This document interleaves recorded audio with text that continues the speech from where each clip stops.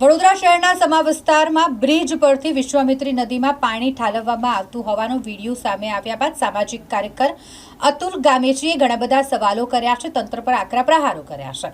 આ પાણી જે પુષ્કળ માત્રામાં આટલી ઊંચાઈમાંથી વિશ્વામિત્રી નદીમાં છોડવામાં આવી રહ્યું છે તે ટ્રીટેડ છે કે અનટ્રીટેડ છે તેની તપાસ થવી જોઈએ। સાથે જ આટલી ઊંચાઈથી જ્યારે વિશ્વામિત્રીમાં પાણી છોડવામાં આવી રહ્યું છે તો તે જગ્યાએ ભૂવો અને ખાડો પડી શકે છે, તેનું પણ ધ્યાન તંત્રએ રાખવું જોઈએ। સવાલ ઘણા બધા સામાજિક કાર્યકર અતુલ ગામેચીએ ઊભા કર્યા છે અને માંગ પણ કરી છે કે મ્યુનિસિપલ કમિશનર આ પાણી જ્યારે આટલી ઊંચાઈથી વિશ્વામિત્રી નદીમાં છોડવામાં આવી રહ્યું હોય તો સ્થળની મુલાકાત લે અને નિરીક્ષણ પણ કરે।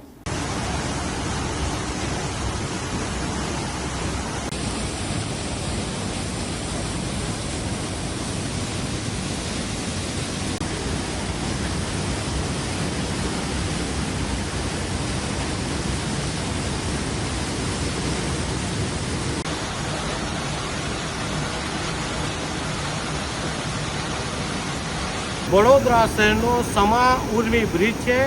આ બ્રિજના નીચે જોઈ શકો છો કે વડોદરા મહાનગરપાલિકા દ્વારા ટ્રીટ કે અનટ્રીટ ગંદુ પાણી છોડવામાં આવ્યું છે। ખૂબ જ દુર્ગંધ આવી રહી છે, એસિડિક પાણી છે, શ્વાસ લેવાની તકલીફ પડી રહી છે। બીજી બાજુ આ પાણી જ્યારે છોડવામાં આવ્યું ત્યારે મસ્ત મોટો ભૂવો નીચે પડી ગયો છે, સાથે પાણી જે બ્રિજ છે એના પિલ્લરને પણ નુકસાન પહોંચાડી રહ્યું છે। ક્યાંક ને ક્યાંક વડોદરા મહાનગરપાલિકાની અનાવડતના કારણે અધિકારીઓની નિષ્કાળજીના કારણે પાણી જે છોડવામાં આવ્યું છે તેની તપાસ કરવામાં આવે।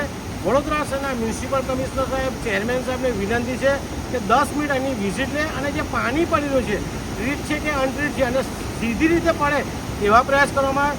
વિશ્વામિત્રી નદી પાછળ કરોડો રૂપિયાનો ખર્ચો જ્યારે કરવામાં આવ્યો હોય ત્યારે આ નદીના પાણી પણ શુદ્ધ રહે, પ્રદૂષિત ના રહે, દુર્ગંધ ના મારે તેવા પ્રયાસ વડોદરા મહાનગરપાલિકાએ કરવા જોઈએ।